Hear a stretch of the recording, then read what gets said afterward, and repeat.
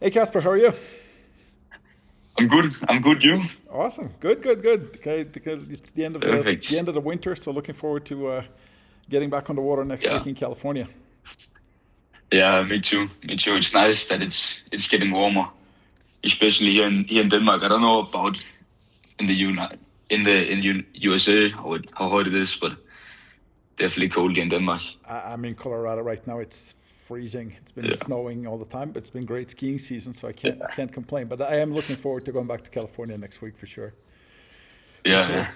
Hey, Perfect. so you're the second person in the world to ride the 290. How is it? It's fun. It's very fast. I was a bit shocked. The first time I tried it, it was just up and fly, easy. The first time, it was nice, so fun. Nobody believes how easy it is. So how easy is it, and what wind did you need to come up on the 290? The first time I tried it, it was like I just started out with the 4.6. It was pretty windy. It was like 30 to 35. But then the second time it was yesterday, I think, or the day before yesterday. It was like 20 and then picked up to 25. But it was still like super easy to get up and going. And the jives were like normal, easy. Super nice. So most Yeah. people think the 290 is kind of a strictly a pro thing. I mean, obviously we've been going 800 and then went to Wahoo 700 and then Wahoo 600 and then Wahoo 540 and this year for the PWA it's Wahoo 466, 366 and 290. And when Alex put out the video of the 290 and he was the first one to get it and ride it, obviously he's a little bit closer to the office in Bulgaria, but most people kind of didn't even believe that something like this is possible. I mean, last year our most sold rear wing was bigger than what's now our smallest front wing. So how would you compare that to say a 540 or a 466 in terms of ease of use and simplicity and user friendliness when it comes to jibing and kind of general use of it? Yeah. So I think with all the wings, depends on the different like how much wind there is of the day. But when it's a bit more windy, like 20 and up, 20 knots and up, the wing is perfectly easy for like if pretty much everybody, that wants to go fast, but also just want to go out and have fun. But you need to like, what can I say? You need to. It's a wing where you need to know how you do stuff. You can, but if you know how to jibe on a normal one, like the bigger sizes, you don't have a problem going on this one.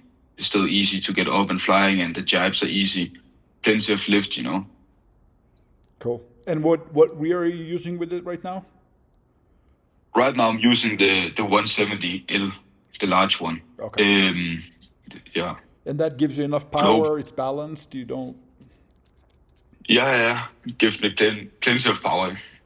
Almost too much actually. With like the small sails, 4.6 and 5.4, it's like almost need to I put like around the same power in the 290 as I did in the 366. So it's crazy. And speed wise, what did you do now? Yesterday I went. It was the second time on the wing, perfect power on the 5.4, and I went. I think 36, 2 second max, a bit over 36. And the Martin seconds, it was like 35.5 or something Beautiful. consistent. So it was nice. We should get It ready was to break some. fast. Should get ready to break some records. Yeah, yeah. Hopefully get up on the 40 knots soon. So let's see. Awesome, awesome. The other thing that a lot of customers are asking, and you've obviously been raced here last year on the 95 mast, and now you're on the 95 TE mast. We've focused a lot on making it thinner, stiffer, both torsionally and laterally. But somebody that spent a year on one and now is half a season already on the TE edition, how would you describe the difference Yeah. between the two masts? The I feel like uh, the newer one is definitely a lot more stiff than the last year model. So I would say it's a bit easier when you get up and get some speed in it. It's like it's easier to lock it in. to get some speed up, to go faster and stuff like that. And also with the waves, the mast just goes through. And it's easier to fly higher in the mast because it's so stiff also in the bottom.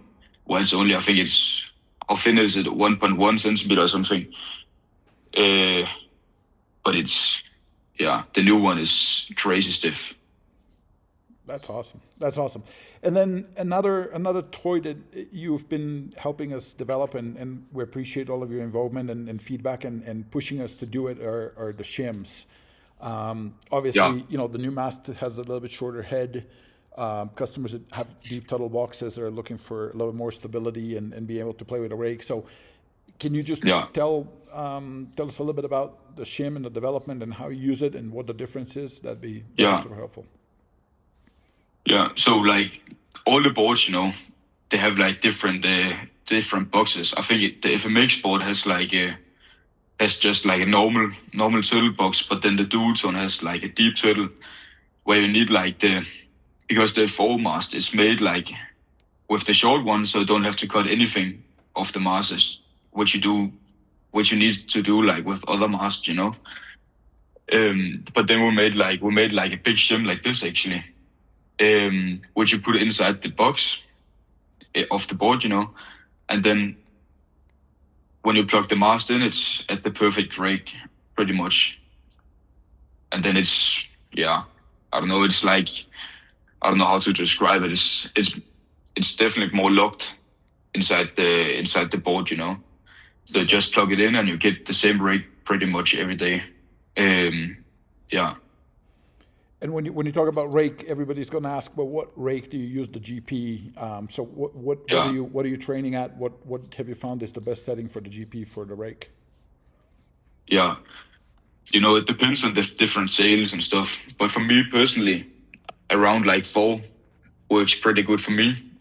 3.8 to 4.2 depends on like the waves and the lift in the water. But on the new Duotone boards for 2025. Yeah.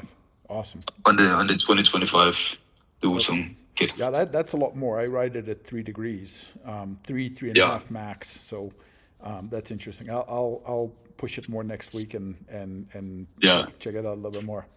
Cool. Well, Kasper, thank you so very much. It's awesome to have worked on all these things with you. We greatly appreciate your help, and thank you for good luck for the race season as well. Thank you, and thank you for all the support also. I appreciate it. Least we can do. Thank you. Thank you.